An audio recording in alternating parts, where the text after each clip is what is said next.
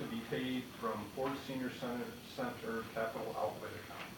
Capital account, excuse me. Mr. Dillon. Mr. Chairman, this is an ice machine that we're replacing over 20 years old. We put money into repairing it. It's past the point of repair. We've been taxing the Meadows ice machine because of the number of events that we had at the senior center, so it just makes economic sense to finally replace this ice machine. We're going with a vendor, the OBEB, and we are also going with a vendor that we have the unit for over 2 years now at Lisa Taylor, and knock on wood, we haven't had any problems with that machine. Same machine, it's a very good machine, so I'm excited to move forward with that one. Any questions? Okay. Number 14 is a motion to receive and file the General Government's Employees Retirement System, GASB 67/68 financial report. That's Mr. Kocher. Yes, Mr. Chairman, items 14 and 15 are relatively the same. One is for the general pension plan and one is related to the police and fire pension plan. But this report basically compiles the net pension liability that is recorded on our general financial statements. So these reports are necessary and mandated so that we can calculate those liabilities correctly for those pension systems. So that's why we're bringing this to receive and file, because they were done in accordance with the audit. So. Okay. And that's number 15 as well, correct? 15 is for police and fire, 14 for debt. Okay. Is there any questions on 14 or 15? Okay. Item 16 is a motion to receive and file the December 2018 paid invoice report. Mr. Butcher? Mr. Chairman, if there's any questions, I'll be happy to entertain them on anything. Any questions? Councilwoman Pack? I just have a question on the invoice dates on some of these are like August and September, and then the check dates are in December. I mean, what is? Are they attorney bills? No, there's just, there are all different kinds of things. Okay. I know attorneys typically lag months behind. Right. Oftentimes we gotta chase them around for the invoice. Here's one, Trinity Transportation for Parks and Recreation was in August. So, Through Chair, if I may, just over from there. yeah, Through Chair, just again, the invoice date is really when the services were incurred. So the question through the Chair might be, okay, why do we have such a lag? But it is whenever Budget and Finance receives the invoice, there could be a delay at the department because they need to review things. They need to sign off and make sure the work was done to their satisfaction. So that could be some of the delay of the difference between the invoice date and the pay date. So those are some common items, and like the mayor alluded to, sometimes professional services with mayors, engineers, they tend to bill us a little bit later than when the work was done. So. Well, here's one about uniforms from UniFirst. It was in August and September. You know, just. is it, through the chair, is that uniforms or those floor mats? You know, those are mats because I know golf parking, right? Well, right. it says City Hall mats, yeah, mats, Yeah. So, cleaning, uniform cleaning. for whatever reason, both companies, Trinity and UniFirst, are very slow bills, very slow bills. And you know that ahead of time. Yes, and we have controllers at both places that it's like, I know where you said behind me. I'll make a motion to have Mr. Dillon be excused. Yeah, there were a couple in here too on clerk. One was in August, there was two in August. Yeah, there was delayed billing. I was just curious, but I thought, wow, that's way back then, why aren't I? I think it's more on the service provider that is getting it to us late. Because Jason does Budget Finance does a really good job of turning them, and I don't know, are we on 30-day terms, Jason, or 60-day terms on some? I think we're mostly 60-day terms. 60-day terms. So normally that's the window unless we get the bill late. Any more questions? Okay. Item 17 is a motion to receive and file December 2018 budget performance report. Any questions for Mr. Kocher?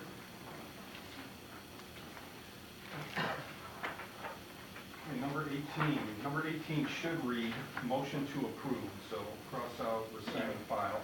Motion to approve City of Taylor, other post-employee benefits, OPEB, actuarial valuation report as of June 30, 2018.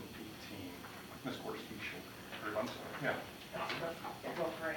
I do have one other book for you. This is kind of the backup data for the one that you have in your hand, so I'll give them to Michelle. And she can give it to Laura. Yeah, just pass those around, please. So you have two reports in front of you that we are required and mandated to perform.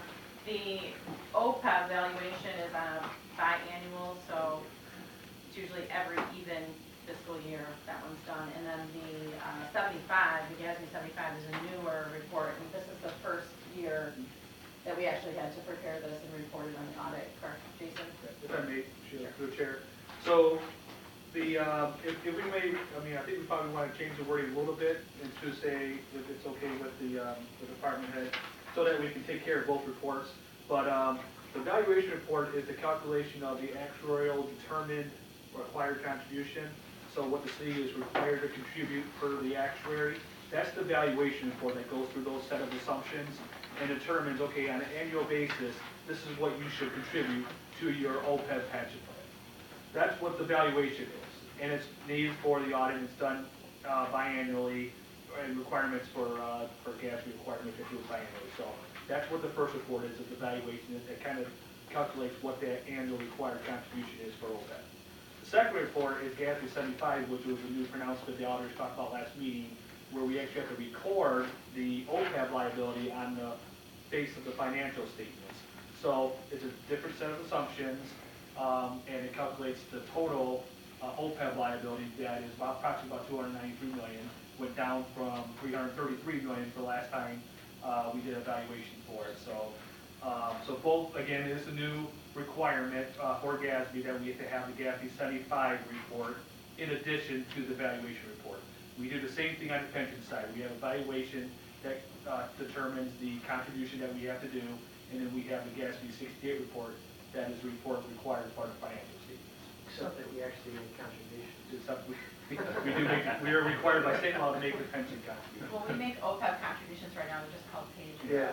They're called So- payments. So Jason, for number 18, if we just add between OPEB and actuarial, say and? And I would say and I would say and corresponding GASB 75 report. At the end of the motion? I think that covers both reports. Okay. So it should be the City of Taylor, other post-employment benefits, actuary, OPEB, actuarial valuation, and you said the corresponding And- GASB? Yeah, and corresponding GASB 75 report, because they are tied into each other. You okay with that? I think that works. GASB 45 report. 75.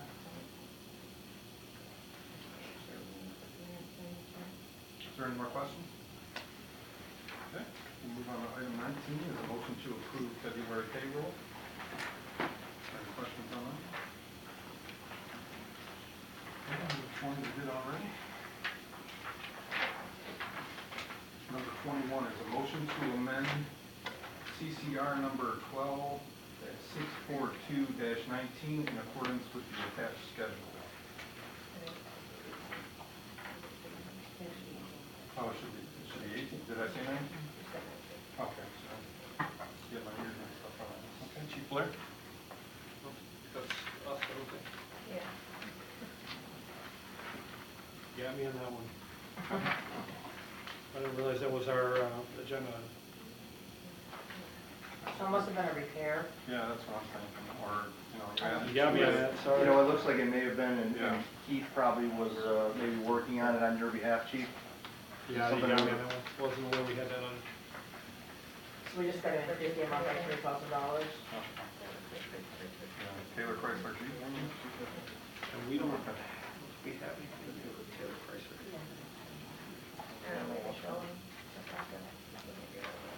You do, if you have the packet information, go with that. The amount per vendor subject to the total amount. That's the thing about my glasses. Oh.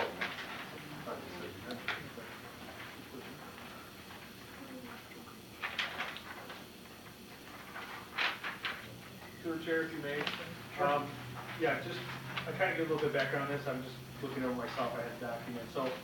So it appears, it might have been DPW might have put it in because it's vehicle maintenance, repairs and maintenance, and they do use some some of the police's repair and maintenance account. So Okay. he might have used that, and since that's where the original blanket POs were approved, that's probably why he put it in as police department item. But I wasn't aware that the chief wasn't aware of it.